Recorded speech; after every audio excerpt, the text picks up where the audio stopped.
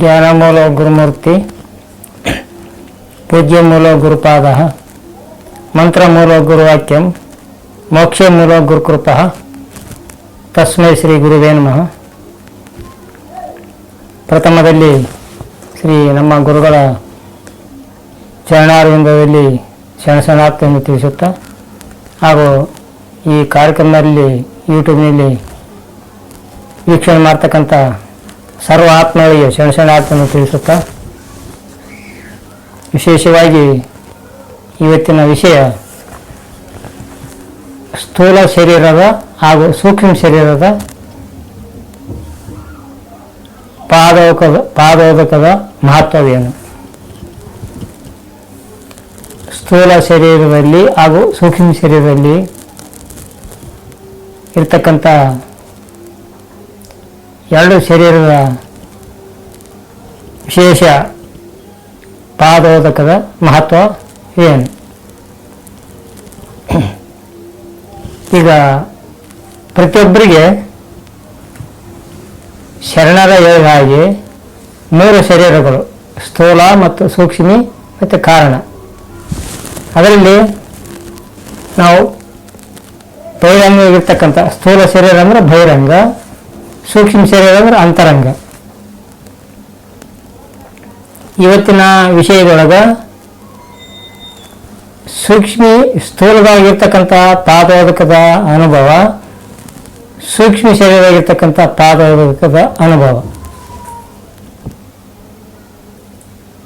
ಯಾಕೆ ಇವನ್ನೆಲ್ಲ ನಾವು ಬಿಡಿಸಿ ಅರ್ಥವಾಗುವಂಗೆ ಪ್ರತಿಯೊಬ್ಬರ ಜೀವನದಲ್ಲಿ ಸರಳವಾಗಿ ಬದುಕುವ ರೀತಿ ತಿಳಿಯಬೇಕಾಗಿದೆ. ಈಗ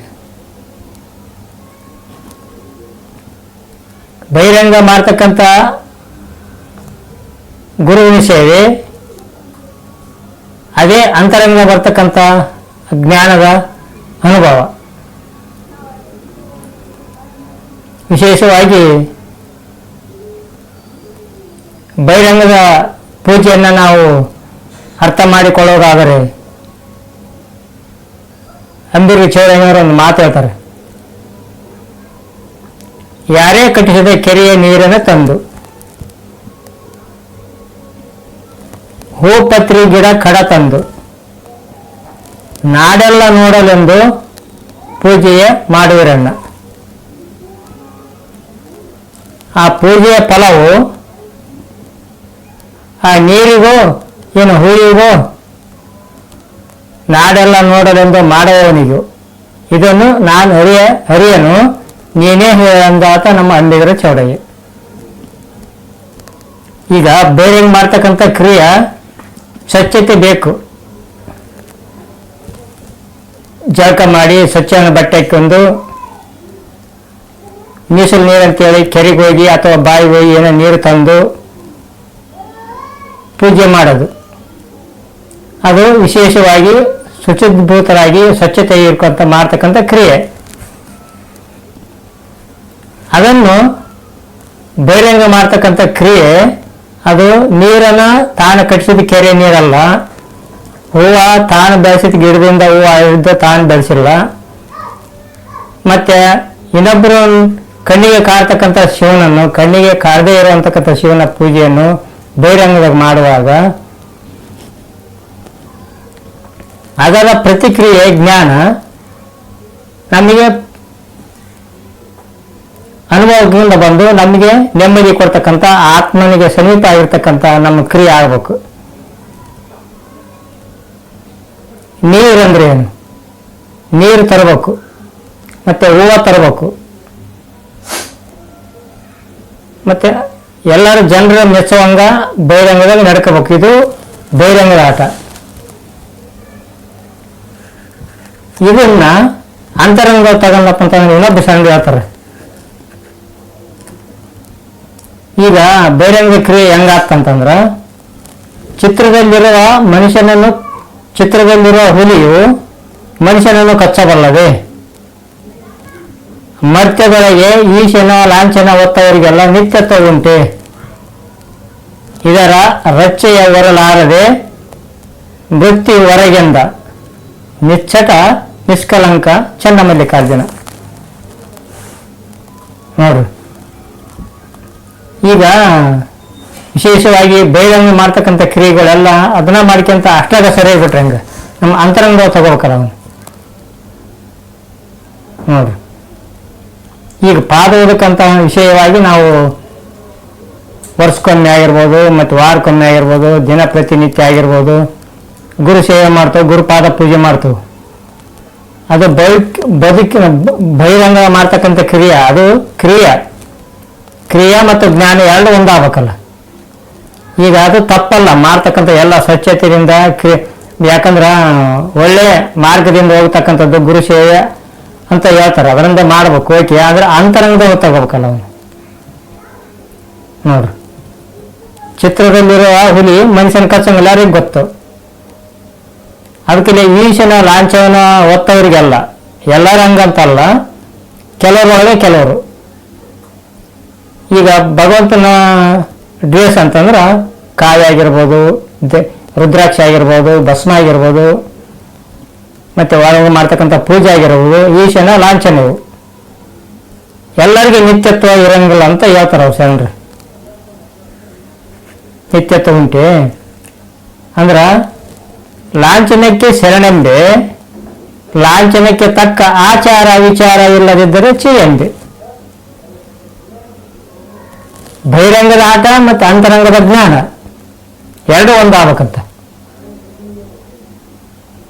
ನೋಡ್ರಿ, ಅಸಲಿಗೆ ನಾವು ಬಹಿರಂಗದಾಗ ಎಲ್ಲ ನಾಟಕ ಮಾಡಿ ಅಂತರಂಗದಾಗ ಸುದ್ದಿ ಇರ್ಲಿಕ್ಕಪ್ಪ ಅಂತಂದ್ರ ಚಿತ್ರದಾಗ ಹುಲಿ ಆದಂಗ ಆತಂತೆ. ಅಂಜಿಕೆ ಬಹಿರಂಗ ಭಯ ಬರ್ತಕ್ಕಂಥದ್ದು ಒಂದು ಹುಲಿ ಆಗತ್ತಂದ್ರ ಅದು ಏನು ಮಾಡಂಗಿಲ್ಲ, ಬರಂಗಿಲ್ಲ ಅದು. ಅದಕ್ಕೆ ಹೇಳ್ತಾರ ಅವರು ಶರಣ ಒಂದ್ ಕಡೆ ಹೇಳ್ತಾರ, ಘನತರದ ರೂಹ ಬರೆಯಬಹುದಲ್ಲದೆ ಪ್ರಾಣವ ಬರೆಯಬಹುದು ಅಯ್ಯ. ದಿವ್ಯಾಗಮಗಳು ಹೇಳುವ ಕ್ರಿಯೆಯಲ್ಲಿ ದೀಕ್ಷೆ ಮಾಡಬಹುದಲ್ಲದೆ ಭಕ್ತಿ ಮಾಡಬಹುದು ಅಯ್ಯ.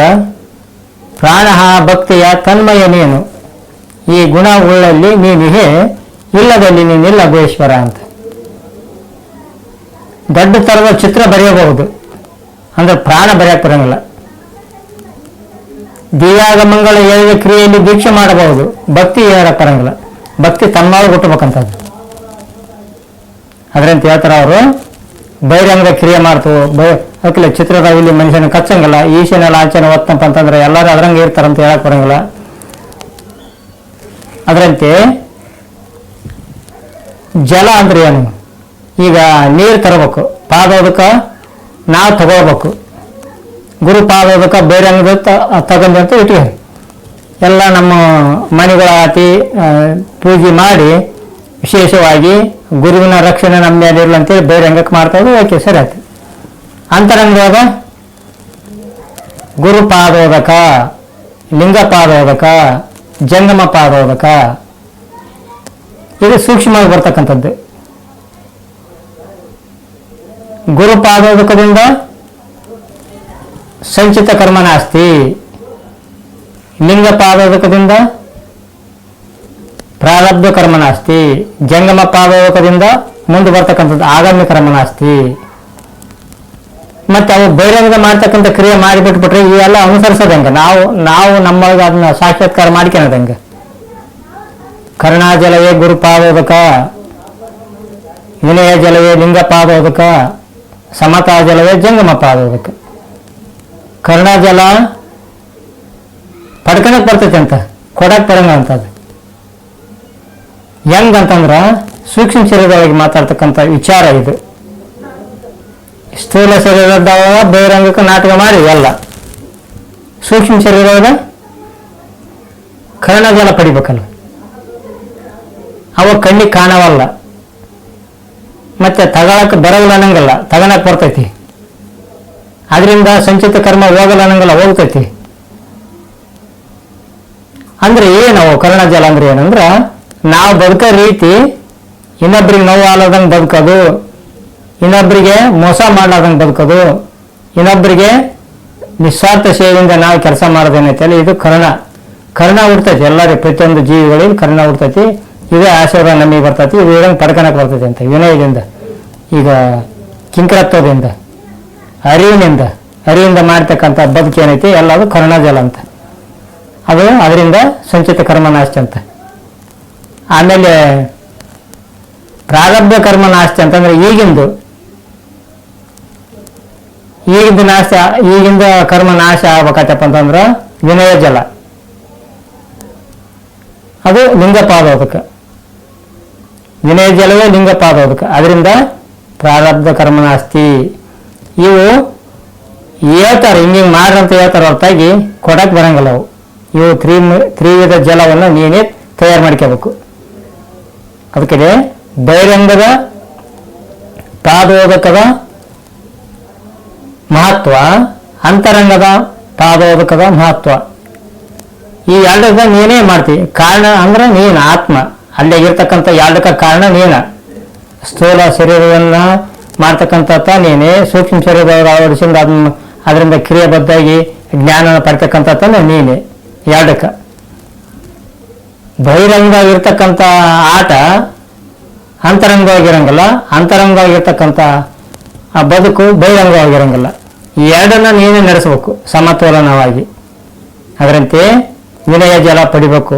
ಯಾಕಂದ್ರೆ ಪ್ರಾರಬ್ಧ ಕರ್ಮ, ಈಗಿಂದ ಕರ್ಮ ನಾಶ ಆಗ್ಬೇಕತ್ತಪ್ಪ ಅಂತಂದ್ರೆ ಪ್ರಾರಬ್ಧ ಕರ್ಮ ಅಂತಂದ್ರೆ ವಿನಯ ಜಲ ಅಂತಂದ್ರೆ ನೀನು ವಿನಯದಿಂದ ಬದುಕಬೇಕು.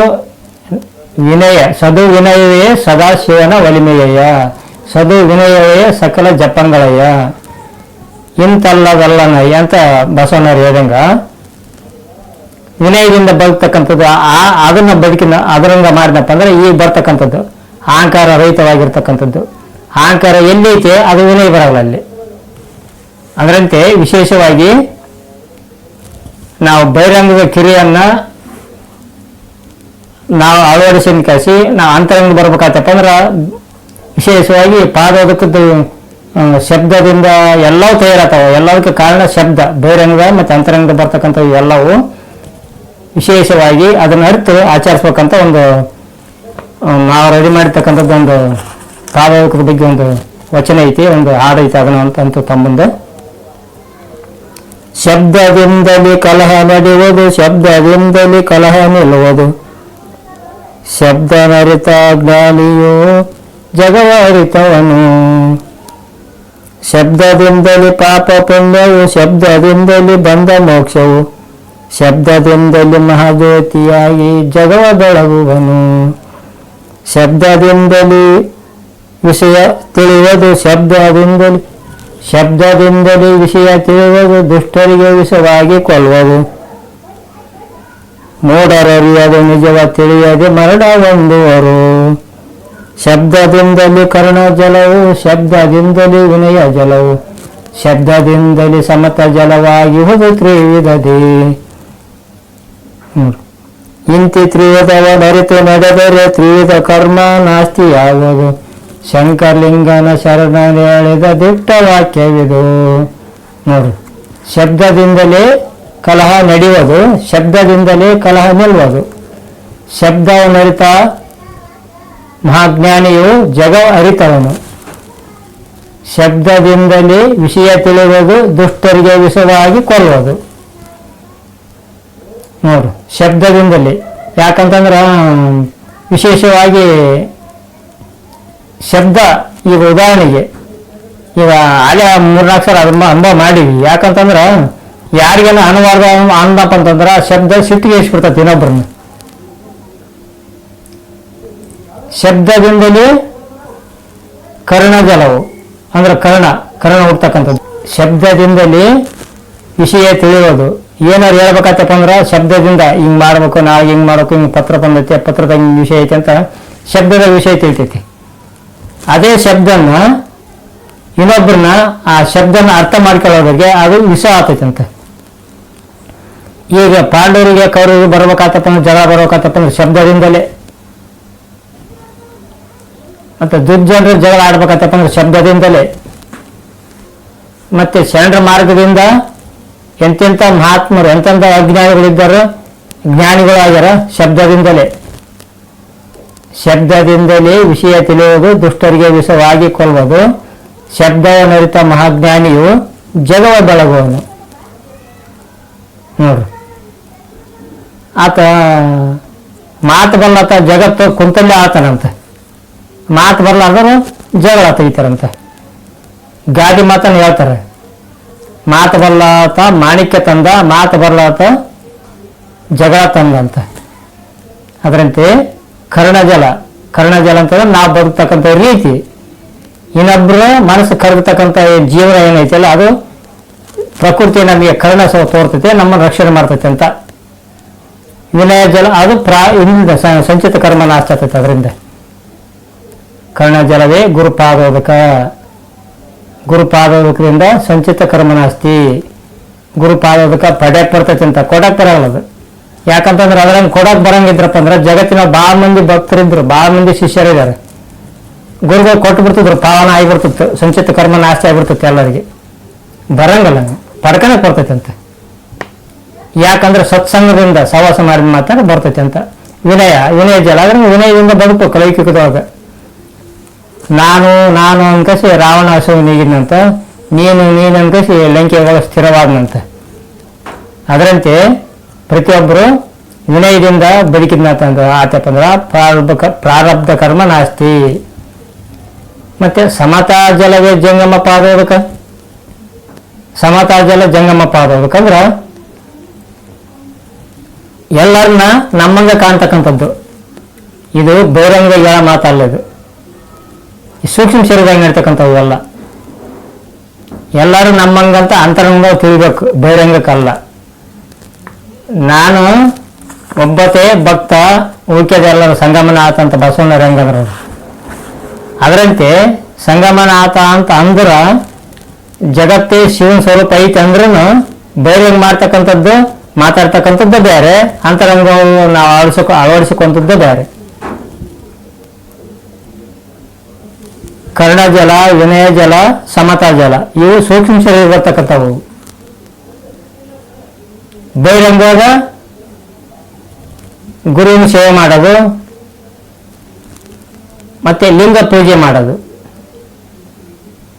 ಅಂದ್ರೆ ಆ ಗುರುವಿನ ಸೇವೆ ಅಂತಂದ್ರೆ ವಿಶೇಷವಾಗಿ ಲೌಕಿಕವಾಗಿ ಏನು ಮಾಡಬೇಕು ಪದ್ಧತಿ ಪ್ರಕಾರ ಗುರು ವಾಕ್ಯ ಹೇಳಿದಂತೆ ಅವ್ರು ನಡೀತಕ್ಕಂಥದ್ದು ಬಹಿರಂಗದ ಆಟ. ಮತ್ತೆ ಲಿಂಗ ಪೂಜೆ ಮಾಡೋದಂತಂದ್ರೆ ವಿಶೇಷವಾಗಿ ಜಳಕ ಸ್ನಾನ ಮಾಡಿ ಎಲ್ಲ ಜಗತ್ತಿನೊಳಗ ಎಷ್ಟೋ ದೇವಸ್ಥಾನಗಳು, ಎಷ್ಟೋ ಶರಣರು, ಎಷ್ಟೋ ಗದ್ದಿಗಳು ಅಂತ ನಾವು ನಂಬಿ ಬದುಕ್ತಾ ಇರ್ತವೆ. ಅದರಿಂದ ಭಕ್ತಿ ಹುಡ್ತೈತಿ. ಮೊದಲು ಭಕ್ತಿ, ಆಮೇಲೆ ಆ ಜ್ಞಾನ ಬರಬೇಕು, ಆ ಭಕ್ತಿಯಿಂದ ಜ್ಞಾನ ಬರಬೇಕು. ಅದರಿಂದ ಹೊರಗೆ ಲಿಂಗ ಪೂಜೆ ಮಾಡ್ತಕ್ಕಂಥದ್ದು ಇದು ಬಹಿರಂಗ. ಮತ್ತೆ ಜಂಗಮ ದಾಸೋಹ ಅಂತಂದ್ರೆ ಬರ್ತಕ್ಕಂಥ ಜನರಿಗೆ ಅದು ಅತಿಥಿ ದೇವೋ ಭವ. ನೋಡ್ರಿ ಹೆಂಗಂತ, ಗುರುದೇವೋ ಭವ, ಅದರಂತೆ ಆಚಾರ್ಯ ದೇವೋ ಭವ, ನೋಡ್ರಿ ಮಾತೃದೇವೋ ಭವ. ನಮ್ಮ ಮನೆಗೆ ಬರ್ತಕ್ಕಂಥ ಎಲ್ಲ ಅತಿಥಿಗಳಂತ ಇಟ್ಕೊಂಡು ಮಾತಾಡ್ತಾರ. ಅಂದ್ರೆ ಇದ್ರ ಅರ್ಥ ಏನಂತಂದ್ರ ಗುರುದೇವೋ ಭವ, ಅತಿಥಿ ದೇವೋ ಭವ, ಮಾತೃದೇವೋ ಭವ. ಯಾಕಂದ್ರೆ 3 ಅಕ್ಷರ ಬೇರೆ ಬೇರೆ ಭವ ಭವ ಭವ ಅಂತ ಯಾಕೆ 3 ಸಲ ಬಂತು? ಭವದೊಳಗಿರ್ತಕ್ಕಂಥ ಈ ಜಗತ್ತೇನೈತಿ, ಭವ ಅಂತಕ್ಕಂಥ ಜಗತ್ತಿನೊಳಗ ಎಷ್ಟೋ ಚಂದ ಉದ್ಭವ ಆಗ್ಯಾರ. ಇದಕ್ಕೆ ಕಡಿಮೆ ಅಂತ ಹೆಂಗಂತ್ರಿ, ಇದು ಅಜ್ಞಾನ ಅಂತ ಹೆಂಗಂತ್ರಿ ಇದಕ್ಕೆ? ಅದನ್ನ ತಯಾರು ಮಾಡೈತೆ ಎಲ್ಲರನ್ನ. ಗುರು ಯಾರು? ಗುರುದೇವೋ ಭವ, ಭವದಾಗಿರ್ತಕ್ಕಂಥ ಶಕ್ತಿ ಏನೈತಲ್ಲ ಅದನ್ನ ನೀನು ಅದರಿಂದ ಪಡಿ ನೀನು, ಅದೇ ಗುರುವಿನ ಶಕ್ತಿ. ಮಾತೃದೇವೋ ಭವ, ತಾಯಿ ಎಲ್ಲಿ ತಾನ ಇರ್ತಾವ, ಅದು ಭಗವಂತ ನಮ್ಮ ಎಲ್ಲಿ ತನ ಆಯುಷ್ಯ ಇರ್ತೈತೆ ಅಲ್ಲಿ ತಾನ ಇರ್ತೈತಿ. ಅಂದ್ರೆ ಮಾತೃದೇವೋ ಭವ ಅಂದ್ರೆ ತಾಯಿ ಸ್ವರೂಪ ಎಲ್ಲರೂ ಜಗತ್ತಿನಾಗ, ಅದೇ ಭವ. ಮಾತೃದೇವೋ ಭವ, ತಾಯಿ ಸ್ವರೂಪ ಐತದ ಭವ ಅಂತಕ್ಕಂಥ ಜಗತ್ತು. ಅತಿಥಿ ದೇವೋ ಭವ, ನಮ್ಮ ಮನೆಗೆ ಯಾರನ್ನ ಬರ್ತಿರ್ತಾರ ಅತಿಥಿಗಳವರು, ಅದೆಲ್ಲಿದ್ದಾರಂದ್ರೆ ಅವರು ಭವದೊಳಗೆ ಇರ್ತಕ್ಕಂಥವ್ರು ಅವರೆಲ್ಲರೂ. ಅದಕ್ಕೆ 3 ಮಾತಿಗೆ ಒಂದೇ ಉತ್ತರ. ಭವನೇ ಎಲ್ಲ ಅವತಾರ ತಾಯಿ ನಮ್ಮನ್ನು ರಕ್ಷಣೆ ಮಾಡ್ತೈತೆ, ನಮ್ಮನ್ನು ಶಿಕ್ಷಣ ಕೊಡ್ತೈತಿ. ಅದಕ್ಕೆ ಕಾಲ ಕಲಿಸೈತಿ ಬುದ್ಧಿ ಅಂತಾರ ಅವ್ರು. ಯಾರು ಹೇಳಿದ್ರು ಕೇಳ್ತಾರಲ್ಲ, ಒಬ್ಬೊಬ್ರು ಅಹಂಕಾರದಿಂದ ಮಾಡ್ತಿರ್ತಾರ, ಕಾಲ ಕಲಿಸ್ತೈತಿ. ಅದಕ್ಕೆ ಕಾಲಕ್ಕೆ ಅದು ಏನಂದ್ರೆ ಯಮ ಧರ್ಮಕ್ಕ, ಯಮ ಅಂದ್ರ ಶಿಕ್ಷೆ ಕೊಡ್ತಕ್ಕಂಥದ್ದು, ಧರ್ಮ ಅಂದ್ರೆ ರಕ್ಷಣೆ ಮಾಡ್ತಕ್ಕಂಥದ್ದು. ಎರಡು ಕೆಲಸ ಮಾಡ್ತಕ್ಕಂಥದ್ದು ಶಕ್ತಿಗೆ ಯಮ ಧರ್ಮ ಅಂತ ಹೇಳ್ತಾರೆ. ಇದರಂತೆ ಬಹಿರಂಗ ಹಿಡಿದು ಅದಕ್ಕೆ ಮೊದಲು ಹೇಳ್ತಾರೆ ವಿಶೇಷವಾಗಿ, ಮೊದಲಿಲ್ಲದೆ ಲಾಭ ಉಂಟೆ, ನಿರೀಕ್ಷೆ ಇಲ್ಲದೆ ಪರೀಕ್ಷೆ ಉಂಟೆ, ಗುರು ಇಲ್ಲದೆ ಲಿಂಗ ಉಂಟೆ. ಶರಣರು ಹೇಳ್ತಾರೆ ಇದನ್ನು. ಮೊದಲು ಬೇಕು, ಮೊದಲು ಏನು ಬೇಕು? ಲೈಕಿಗೆ ನಾವು ಹುಟ್ಟು ಬಂದೀವಿ, ಜಗತ್ತನ್ನ ವಿಶೇಷವಾಗಿ ನಾವು ಪದ್ಧತಿ ಪ್ರಕಾರ ನಡಿಬೇಕು ಇದ್ರಾಗ. ಅದಕ್ಕೆ ಮೊದಲು ಇದು ಸಂಸಾರ. ನಾವು ಸಂಸಾರ ಯಾರು ಚೆನ್ನಾಗಿ ಅನುಭವ ಮಾಡಕ್ಕೆ ಬರ್ತದೆ, ಇದ್ರಾಗ ಬದುಕಕ್ಕೆ ಬರ್ತೈತೆ, ಅವ್ರ ಅಧ್ಯಾತ್ಮಕ್ಕೆ ಬರೋಕ್ಕೆ ಸಾಧ್ಯ. ಇಲ್ಲಕ್ರೆ ಆಗಂಗಿಲ್ಲ.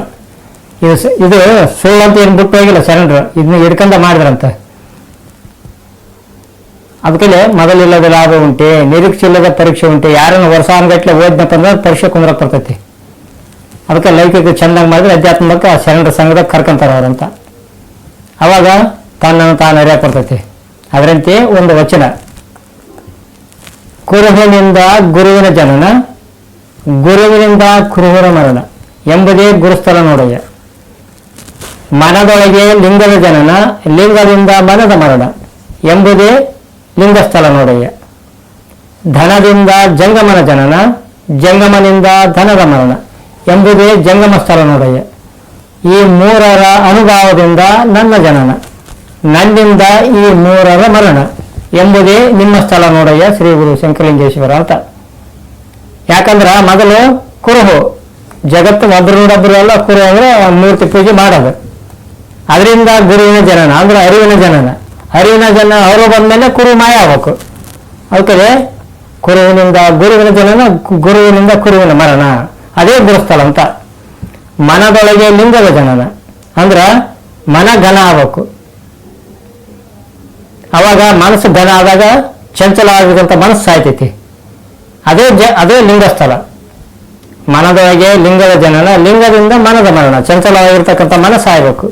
ಇದು ಲಿಂಗಸ್ಥಳ. ಆಮೇಲೆ ಜಂಗಮ ಸ್ಥಳ, ಧನದಿಂದ ಜಂಗಮನ ಜನನ, ಜಂಗಮನಿಂದ ಧನದ ಮರಣ. ಅಂದ್ರ ದಾಸೋಹ ಮಾಡಿ ಮಾಡಿ ಮಾಡಿ ಜಂಗಮ ಯಾರೆಂಬುದು ನಿಸ್ವಾರ್ಥ ಸೇವೆಯಿಂದ ಮಾಡ್ತಕ್ಕಂಥ ಬದುಕೇನೈತಿರ ಸಮಾಜದೊಳಗಿರ್ತಕ್ಕಂಥ ಶಕ್ತಿ ಎಲ್ಲದು ಚಲಿಸೋ ಜಂಗಮ ಅಂತಾರೆ. ಅದರಿಂದ ಆ ಧನದಿಂದ ದಾನ ಮಾಡ್ತಾ ಮಾಡ್ತಾ ಮಾಡ್ತಾ ನಿಜವಾದ ಜಂಗಮ ಯಾರಂತ ಗೊತ್ತಾಗ್ತ. ಅದಕ್ಕೆ ಇಹತರ ನಾಸ್ತಿ ಅಂತ ಜಂಗಮನ ದರ್ಶನ ಆದ್ರೆ. ಜಂಗಮನ ದರ್ಶನವಾದರೆ ಜನನ ಮರಣ ಉಂಟೆ ಹೇಳ್ತಾರೆ ಶರಣರು. ಅದಕ್ಕೆ ಧನದಿಂದ ಜಂಗಮನ ಜನನ, ಜಂಗಮನಿಂದ ಧನದ ಮರಣ. ಧನ ಮಾಯ ಆಗ್ಬೇಕು, ನಂದು ಸಂಪತ್ತು ಎಂಬುದು ನಂದಲ್ಲ ಎಂಬುದು ಮಾಯ ಆಗ್ತಕ್ಕಂಥ ಅದೇ ಜಂಗಮ ಸ್ಥಳ. ಈ ಮೂರರ ಅನುಭವದಿಂದ ನನ್ನ ಜನನ, ನಾನು ಯಾರೆಂಬುದು ಗೊತ್ತಾಯ್ತು. ಅವಾಗ ಜಗತ್ತಿನೊಳಗಿರ್ತಕ್ಕಂಥ ಬಯಲೇನೈತಲ್ಲ ಅದೇ ನಾನು, ನನ್ನೊಳಗಿರ್ತಕ್ಕಂಥ ಬಯಲೇನೈತಲ್ಲ ಬಯಲು ಕುರುಹಿಲ್ಲ, ನನ್ಗೆ ಒಟ್ಟ ಕುರು ಎಂಬುದಿಲ್ಲ. ಅದೇ ಅದು ನನ್ನ ಜನನ. ಈ ಮೂರರ ಅನುಭವದಿಂದ ನನ್ನ ಜನನ, ನನ್ನಿಂದ ಈ ಮೂರರ ಮರಣ. ಅಂದ್ರ ನಾನು ಬೈಲಾದ್ಮೇಲೆ ಈ ಮೂರಕ್ಕೆ ಶಕ್ತಿ ಇದ್ದಂಗೆ ಆತೈತಂತ ಲಯ ಆಗ್ಬೇಕು. ಮೂರು ಏನು? ಅರಿವು, ಆಚಾರ, ಅನುಭವ. ಈ ಮೂರು ಲಯ ಆಗ್ಬೇಕು. ಅದೇ ನನ್ನ ಜನನ. ಈ ಮೂರರಿಂದ ನನ್ನ ಜನನ, ನನ್ನಿಂದ ಈ ಮೂರರ ಮರಣ ಎಂಬುದೇ ನಿಮ್ಮ ಸ್ಥಳ ನೋಡಯ್ಯ. ಅಂದ್ರೆ ಭಗವಂತನ ಸ್ವರೂಪ ಆಗಿಬಿಡ್ತಂತ ಅವಾಗ. ಅದರಂತೆ ವಿಶೇಷವಾಗಿ ನೀವು ಮುಂದಿನ ವಿಡಿಯೋದಲ್ಲಿ ಕಾರ್ಯಕ್ರಮ ಮಾಡಮಂತೇಳಿ ಈ ವಿಡಿಯೋ ಇಷ್ಟವಾದಲ್ಲಿ ಶೇರ್ ಮಾಡಿ, ಲೈಕ್ ಮಾಡಿ, ಸಬ್ಸ್ಕ್ರೈಬ್ ಮಾಡಿ ಅಂತ ಹೇಳ್ತಾ ಈ ಕಾರ್ಯಕ್ರಮ ಇಲ್ಲಿ ಮುಗಿಸೋಣ. ಎಲ್ಲರಿಗೂ ಶರಣಾರ್ಥಿಗಳು.